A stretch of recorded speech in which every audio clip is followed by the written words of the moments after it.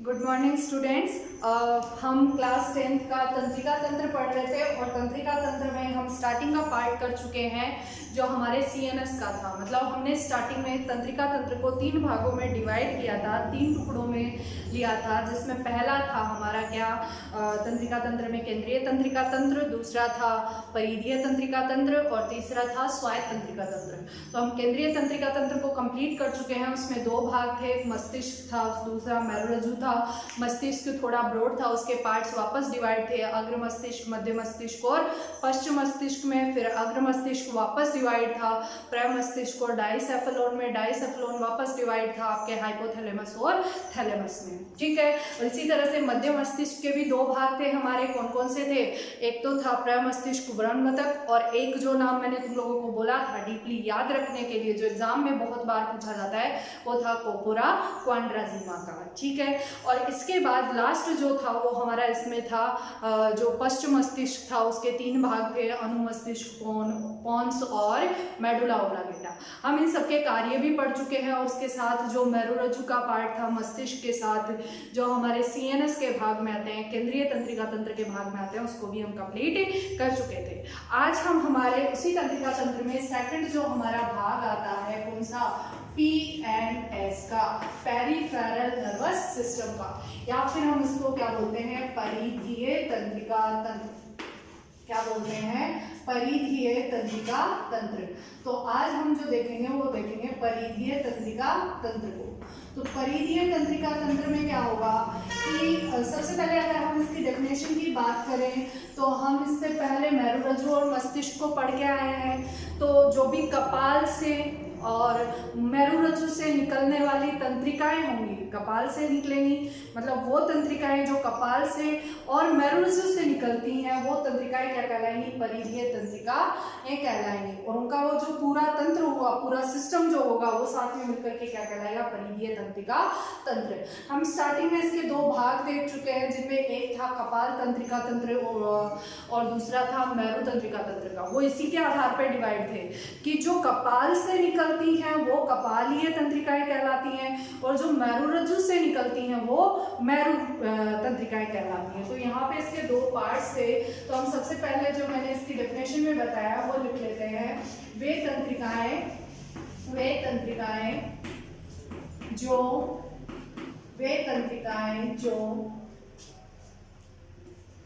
कपाल एवं मेरुरज्जु से निकलती हैं,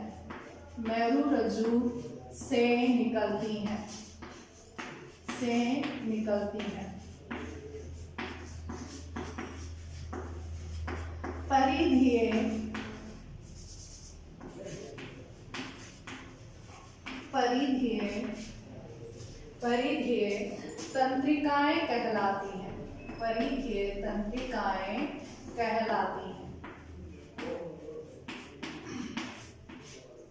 तंत्रिकाएं कहलाती हैं। ठीक है। और इसके बाद हम नेक्स्ट देखें तो इसमें है कि ये 2 प्रकार की होती हैं।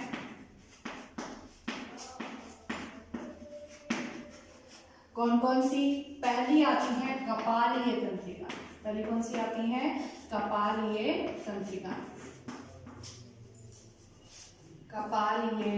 तंत्रिका। अब कपालीय तंत्रिकाओं की बात करें तो हम डेफिनेशन इसी में से देख चुके हैं कि कौन सी कपालीय तंत्रिकाएं होंगी। वे तंत्रिकाएं जो कपाल से निकलती हैं वो कपालीय परिधीय तंत्रिकाएं कहलाएंगी और उनका जो तंत्र होगा वो कपालीय परिधीय तंत्रिका तंत्र कहलाएगा। यहाँ पे जो कपालीय तंत्रिकाएं हैं उनकी संख्या 12 जोड़ी होती है। मतलब वो संख्या में कितनी होती हैं? 12 जोड़ी होती हैं। हमें जो 2-3 इसके पॉइंट्स हैं वो ध्यान में रखने हैं, जिनमें पहला पॉइंट यही आता है कि ये संख्या में कितनी होती है? 12 जोड़ी होती है।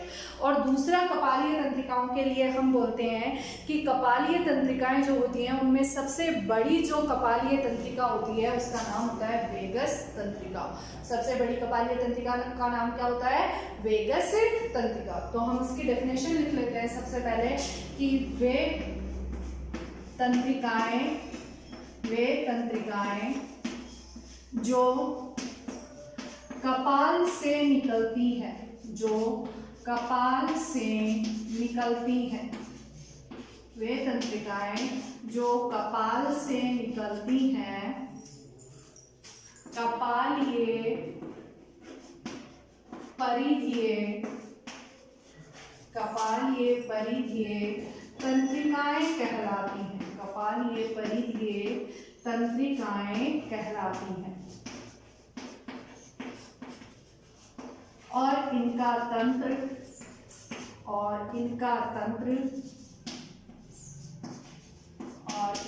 तंत्र या सिस्टम कपालीय तंत्र कहलाता है, कपालीय तंत्र कहलाता है।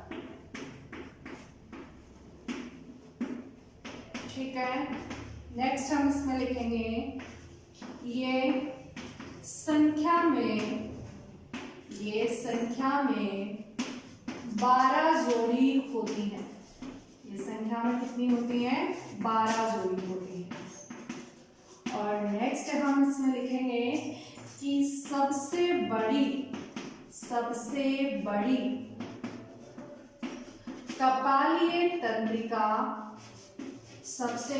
कपालीय तंत्रिका की नाम इम्पोर्टेंट है, याद रखना।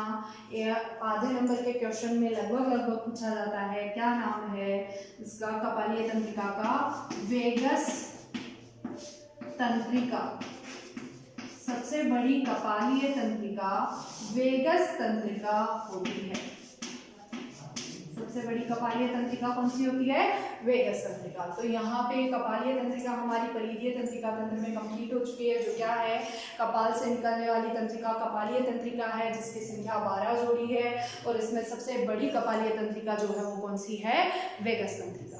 अब दूसरी हम कपालीय तंत्रिका के बाद बात करेंगे इसकी मैरू तंत्रिका की। तो सेकंड हमारा इसमें पॉइंट आता है, ये वीडियो पोस्ट करके आप लिख लेना। उसके बाद मैं सेकंड पॉइंट बता रही हूँ जो क्या है मैरू तंत्रिका का। तो मैरू तंत्रिका के लिए भी डेफिनेशन सेम होगी। और क्या होगी? जो मैरू से निकलती है, मैरू रज्जु से। मैरू तंत्रिका का मतलब जो मैरू रज्जु से निकलती है, मैरू तंत्रिका। मैरू तंत्रिका। तो वे तंत्रिकाएं जो मैरू रज्जु से निकलती हैं। मैरू रज्जु हम पढ़ चुके हैं, स्पाइनल कॉर्ड। मैरू रज्जु से निकलती हैं, मैरू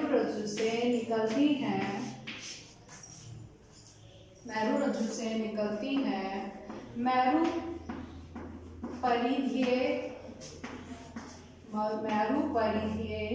तंत्रिकाएं कहलाती हैं।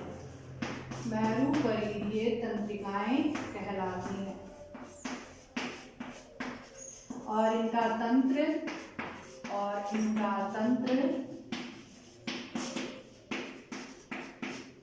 मैरू तंत्र कहलाता है। मैरू तंत्रिका तंत्र या मैरू परिधीय तंत्रिका तंत्र कहलाता है। परिधीय तंत्रिका तंत्र कहलाता है। अब वैसे ही जैसे कपालीय तंत्रिका की हम बात कर रहे थे, वैसे ही यहाँ पर भी किसकी बात करेंगे? संख्या की। तो ये संख्या में 31 जोड़ी होती है, मतलब मैरू तंत्रिकाओं की संख्या अत्यधिक होती है किसकी तुलना में? कपालीय तंत्रिकाओं की तुलना में। तो कपालीय तंत्रिकाएं कितनी थी? 12 जोड़ी। और मैरू तंत्रिकाएं कितनी है? 31 जोड़ी। ये संख्या में 31 जोड़ी होती है। और वहां पे जो सबसे बड़ी कपालीय तंत्रिका थी उसका नाम था वेगस तंत्रिका। और यहाँ पे जो सबसे बड़ी मैरू तंत्रिका है उसका नाम है सियाटिका तंत्रिका। क्या नाम है? सियाटिका तंत्रिका। तो हम नेक्स्ट यहाँ पे लिख लेते हैं कि मैरू तंत्रिकाओं की संख्या मैरू तंत्रिकाओं की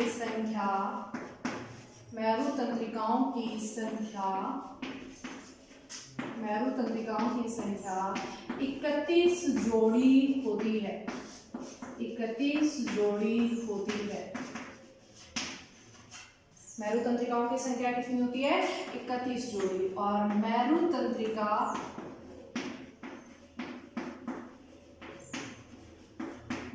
तंत्रिकाओं में सबसे बड़ी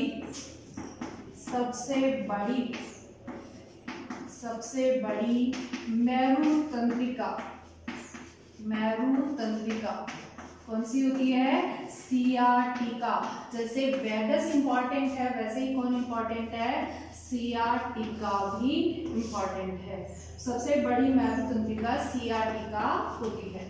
तो ये बात होगी आपके किसके? परिधीय तंत्रिका तंत्र की। परिधीय तंत्रिका तंत्र हमारा इतना ही है, सिंपल सी डेफिनेशन है। जो कपाल से और मेरुरज्जु से निकलती हैं वो परिधीय तंत्रिकाएं कहलाती हैं और उनका तंत्र जो होता है वो परिधीय तंत्रिका तंत्र कहलाता है। ये दो प्रकार की होती हैं। कौन कौन सी? एक कपालीय तंत्रिका और दूसरी मेरुतंत्रिका। जो कपालीय तंत्रिकाएं हैं वो कपाल से निकलती हैं और जो मेरुतंत्रिकाएं हैं वो मेरुरज्जु से निकलती हैं। कपालीय तंत्रिकाओं की संख्या होती है 12 जोड़ी और मेरुतंत्रिकाओं की संख्या होती है 31 जोड़ी। कपालीय तंत्रिका में जो सबसे बड़ी तंत्रिका है कपालीय तंत्रिका, उसका नाम है वेगस तंत्रिका, और जो आपकी मेरु तंत्रिकाएं हैं उनमें सबसे बड़ी जो तंत्रिका है उसका नाम है सियाटिका तंत्रिका। ठीक है, तो यहाँ पे ये हमारी सारी की सारी तंत्रिकाएं हो चुकी हैं। कौन सी? परिधीय तंत्रिका तंत्र की। उसके बाद हम लास्ट जो हमारा इसमें पॉइंट आता है वो किसका आता है? स्वायत्त तंत्रिका तंत्र का। तो हम हमारे लास्ट टॉपिक की तरफ बढ़ते हैं, इसकी ANS की, ऑटोनोमस नर्वस सिस्टम। ये वीडियो पॉज करके फिर लिख लेना। तो ऑटोनोमस या स्वायत्त तंत्रिका तंत्र भी हम पहले से पढ़ चुके हैं। कितने प्रकार का होता है? 2 प्रकार का होता है। स्वायत्त तंत्रिका तंत्र कितने प्रकार का होता है? 2 प्रकार का।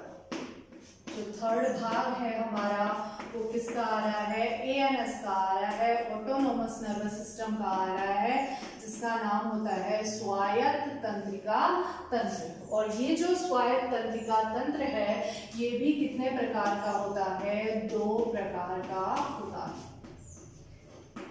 2 प्रकार का होता है। अब ये जो 2 प्रकार हैं इनमें पहला जो प्रकार होता है वो होता है अनुकंपी स्वायत्त तंत्रिका तंत्र का। किसका होता है? अनुकंपी स्वायत्त तंत्रिका तंत्र। अनुकंपी स्वायत्त तंत्रिका तंत्र का।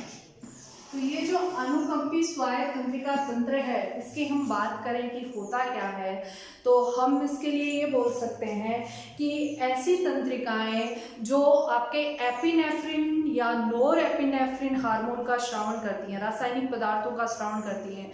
कौन कौन से? एपिनेफ्रिन और नोर एपिनेफ्रिन। अब ये हार्मोन होते कौन से हैं वो सुन लो पहले। जो एपिनेफ्रिन और नोर एपिनेफ्रिन है वो भय, डर, क्रोध इनके समय ज़्यादा सक्रिय होते हैं।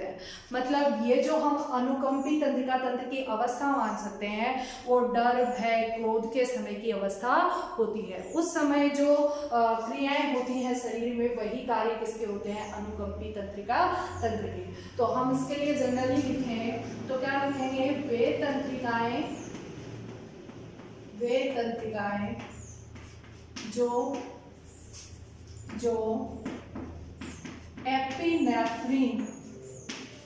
एपिनेफ्रिन हम न्यूरोट्रांसमीटर में पढ़ चुके हैं। ये एपिनेफ्रिन एवं नोर एपिनेफ्रिन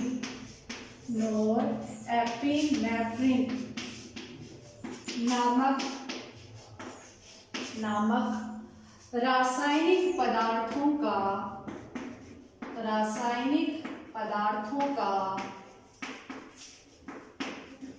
श्रवण करती हैं।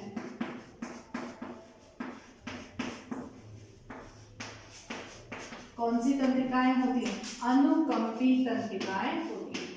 अनुकंपी तंत्रिकाएं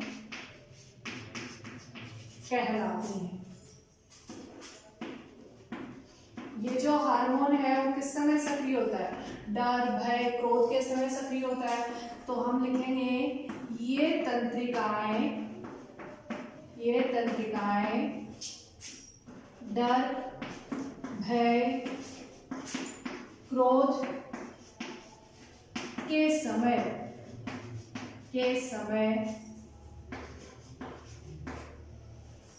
सक्रिय होती हैं। अब इनके कार्य, अब डर, भय, क्रोध होगा तो उस समय शरीर में कार्य क्या क्या होंगे? वो कार्य क्या है? जैसे हम इसके लिए बोल सकते हैं कि डर के समय हमारे हृदय की धड़कन बढ़ जाती है। तो हृदय धड़कन का बढ़ना, हृदय धड़कन का बढ़ना। जब हम डर लगता है तो कई बार डर से भागते हैं, तो भागने पर क्या बढ़ती है? श्वसन दर, श्वसन दर का बढ़ना।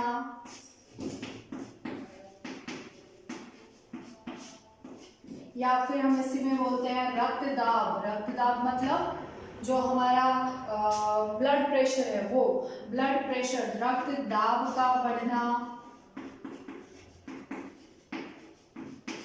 ठीक है, इसी तरह से पुतलियों का फैलना, आंखों में जो पुतलियां उपस्थित हैं उन पुतलियों का फैलना। ये सारी चीजें तो बढ़ने के लिए आ रही है। इसके साथ ही हम इसमें डर या भय से कभी कभार कुछ लोग जो होते हैं वो रोने भी लग जाते हैं। तो अश्रु ग्रंथियों का सक्रिय होना, अश्रु ग्रंथियों का या अश्रु ग्रंथियों की क्रियाशीलता बढ़ना लिख सकते हैं। अश्रु ग्रंथियों की क्रियाशीलता बढ़ना। ठीक है, और लास्ट जो हम अपवाद स्वरूप इसमें मानते हैं वो सिर्फ एक ही कार्य है जिसको ये कम करता है, वो होता है पाचन क्रिया। पाचन क्रिया को कम करना, पाचन क्रिया को कम करना। और पाचन क्रिया कम क्यों होती है? क्योंकि डर भय क्रोध के समय हमारा गला सूख जाता है। गला सूखने का मतलब लार कम स्रावित होती है, और लार जब कम स्रावित होती है तो हम पाचन तंत्र कंप्लीट पढ़ चुके हैं। तो जो लार होती है वही भोजन को अधिक लसलसा बनाती है। तो यहाँ पे पाचन क्रिया जो हो जाती है वो इस समय क्या हो जाती है? कम हो जाती है। तो यहाँ ये हमारा अनुकंपी स्वायत्त तंत्रिका तंत्र है, जो कौन सा होगा? वे तंत्रिकाएं जो एपिनेफ्रिन और नोरेपिनेफ्रिन नामक न्यूरोट्रांसमीटर या रासायनिक पदार्थों का श्रवण करेंगी, वो कौन सी होंगी? अनुकंपी तंत्रिकाएं होंगी। जो अनुकंपी तंत्रिकाएं होती हैं वो डर भय क्रोध के समय अत्यधिक सक्रिय होती हैं, और इस समय जो कार्य होते हैं वही इसके कार्य होते हैं। कार्य क्या होते हैं? हृदय धड़कन को बढ़ाने का कार्य करता है, श्वसन दर को बढ़ाने का कार्य करता है, रक्त दाब को बढ़ाने का कार्य करता है, पुतलियों को फैलाने का कार्य करता है, अश्रु ग्रंथियों की क्रियाशीलता बढ़ाने का कार्य करता है, और साथ ही पाचन क्रिया को कम करने का कार्य करता है। तो ये हमारे हो गए किसमें? अनुकंपी स्वायत्त तंत्रिका तंत्र में। उसके बाद जो हमारा दूसरा पॉइंट आता है स्वायत्त तंत्रिका तंत्र का, वो आता है परानुकंपी स्वायत्त तंत्रिका तंत्र का। किसका आता है? परानुकंपी स्वायत्त तंत्रिका तंत्र का। ये जस्ट जो हम पढ़ते हैं अनुकंपी, इसका जस्ट उल्टा होता है, अपोजिट होता है। सिर्फ एक हार्मोन है और इसके कारण जो चीजें सक्रिय होती हैं वो डिफरेंट होती हैं। ठीक है, तो ये जो होगा सेकंड जो होगा वो क्या होगा? परानुकंपी स्वायत्त तंत्रिका तंत्र। अब ये जो परानुकंपी स्वायत्त तंत्रिका तंत्र है ये कब सक्रिय होगा या कब क्रिया करेगा? क्या होगा? पहली बात तो हम डेफिनेशन की वर्क करते हैं, जो इससे पहले वाले में करके आए हैं अनुकंपी में। वो क्या है कि वे तंत्रिकाएं जो रासायनिक पदार्थ के रूप में आपके एसिटोकोलिन न्यूरोट्रांसमीटर का श्रवण करती हैं। हम इस न्यूरोट्रांसमीटर को भी पहले पढ़ चुके हैं। किसका श्रवण करती हैं? एसिटोकोलिन रासायनिक पदार्थ का श्रवण करती हैं। कौन सी तंत्रिकाएं होती हैं? परानुकंपी स्वायत्त तंत्रिकाएं होती हैं। और ये जो परानुकंपी स्वायत्त तंत्रिकाएं होती हैं वो सोने के समय, जब हम सोते हैं या हम आराम करते हैं उस समय क्या होती हैं? अत्यधिक मात्रा में सक्रिय होती हैं। और इनके जो कार्य होते हैं वो आपके अनुकंपी के जस्ट अपोजिट होते हैं, जस्ट उल्टे होते हैं। क्या कार्य होते हैं? जैसे सोते समय हृदय धड़कन कम हो जाती है, ठीक है, श्वसन दर में कमी आ जाती है, जो अश्रु ग्रंथियां हैं उनकी क्रियाशीलता कम हो जाती है, जो पाचन क्रिया है वो हमारी बढ़ जाती है, रक्त दाब में कमी आ जाती है। मतलब इसका जस्ट उल्टा क्या होगा? अनुकंपी, या हम बोल सकते हैं अनुकंपी स्वायत्त तंत्रिका तंत्र का जस्ट उल्टा क्या होगा? परानुकंपी। तो हम इसको नोट डाउन करते हैं। सबसे पहले लिखते हैं इसकी डेफिनेशन क्या होगी? वे तंत्रिकाएं जो एसिटोकोलिन, जब हमने तंत्रिका कोशिका को पढ़ा था तो उससे स्रावित होने वाले कुछ न्यूरोट्रांसमीटर या रासायनिक पदार्थ भी देखे थे, ये उसी में वे तंत्रिकाएं जो एसिटोकोलिन नामक रासायनिक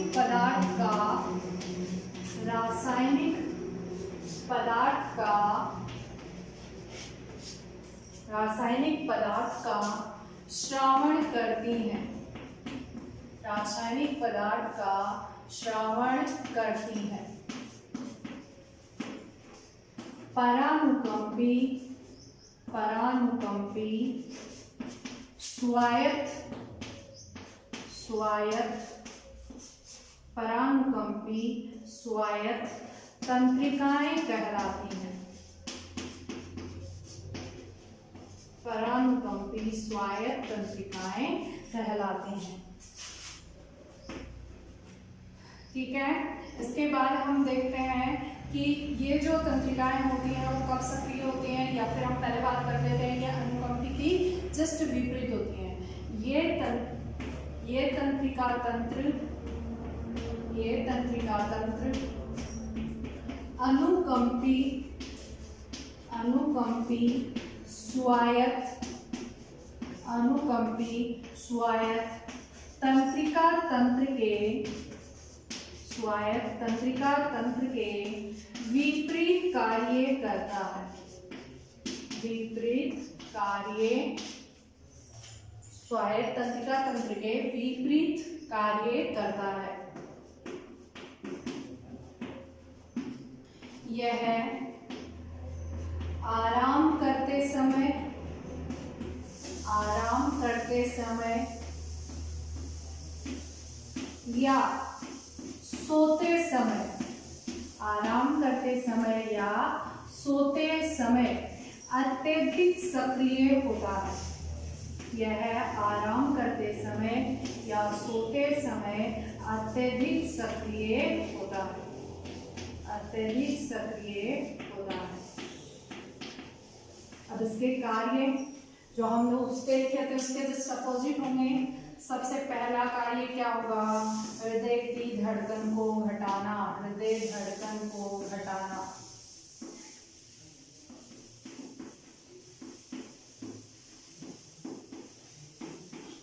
दूसरा क्या होगा, श्वसन दर को कम करना, श्वसन दर को कम करना। तीसरा कार्य क्या होगा, रक्त दाब को कम करना, रक्त दाब को, रक्त दाब को कम करना। इसके बाद का कार्य क्या होगा, पुतलियों को फैलाना, सिकोड़ना, पुतलियों को सिकोड़ना। सोते समय पुतलियां क्या हो जाती हैं, सिकुड़ जाती हैं, कम हो जाती है, मतलब उनका जो हम आयतन बोल सकते हैं वो क्या हो जाता है, कम हो जाता है, पुतलियों को सिकोड़ना। इसके बाद के कार्य मैं इधर लिख रही हूँ, जगह नहीं है। पुतलियों को सिकोड़ने के बाद हमारा जो इसका नेक्स्ट कार्य आता है वह आता है रक्तचाप को कम करना हो गया, पुतलियों को सिकुड़ना हो गया, अश्रु ग्रंथियों की क्रियाशीलता कम करना, अश्रु ग्रंथियों की, अश्रु ग्रंथियों की क्रियाशीलता, अश्रु ग्रंथियों की क्रियाशीलता को कम करना, अश्रु ग्रंथियों की क्रियाशीलता को कम करना। और जो लास्ट हमारा इसमें बचा है वो अपवाद बचा है, और वो अपवाद किसका था, पाचन तंत्र का। तो इस समय पाचन जो क्रिया है वो क्या हो जाती है, बढ़ जाती है। तो लास्ट हमारा इसका कार्य आता है पाचन क्रिया को बढ़ाना, पाचन क्रिया को बढ़ाना। ठीक है, तो यहाँ तक ये हमारा तंत्रिका तंत्र का जो लास्ट पार्ट था, क्या ANS स्वायत्त तंत्रिका तंत्र, वो भी कंप्लीट हो चुका है। और इसमें एक बार वापस रिपीट कर देती हूँ, है क्या क्या कि जो एसिटोकोलिन नामक रासायनिक पदार्थ को स्रावित करती हैं वो कौन सी होती हैं, परानुकंपी स्वायत्त तंत्रिकाएं होती हैं। और ये जो होती हैं वो अनुकंपी तंत्रिकाओं के जस्ट अपोजिट कार्य करती हैं, आराम करते समय या सोते समय अधिक सक्रिय होती हैं, और इनके कार्य भी अनुकंपी के जस्ट अपोजिट होते हैं। क्या, हृदय धड़कन को कम करती हैं, श्वसन दर को कम करती हैं, रक्त दाब को कम करती हैं, पुतलियों को सिकोड़ती हैं, या फिर हम जो पाचन क्रिया की बात करते हैं जो हमारे अपवाद स्वरूप आती हैं, दोनों में ही अनुकंपी और परानुकंपी में। तो परानुकंपी में यह पाचन क्रिया को बढ़ा देती है, मतलब जो लार होती है उसका अत्यधिक श्रावण किस समय होता है, आराम करते समय या सोते समय, और उसी समय हमारी पाचन क्रिया भी क्या होती है, अत्यधिक होती है। क्लियर है? तो यहाँ तक हमारा तंत्रिका तंत्र का पार्ट कंप्लीट हो चुका है। इसके जस्ट बाद हमारा इसमें मानव तंत्र में जो नेक्स्ट टॉपिक आने वाला है वो ग्रंथियों का आने वाला है, और इन्हीं ग्रंथियों में आपकी जो जनन तंत्र है वो इसी के अंदर कंप्लीट आ जाएगा। जो जनन तंत्र का पार्ट है वो ग्रंथियों के अंदर ही हम इंक्लूड करके पढ़ लेंगे। तो धन्यवाद। इसके बाद हम नेक्स्ट क्लास में मिलेंगे।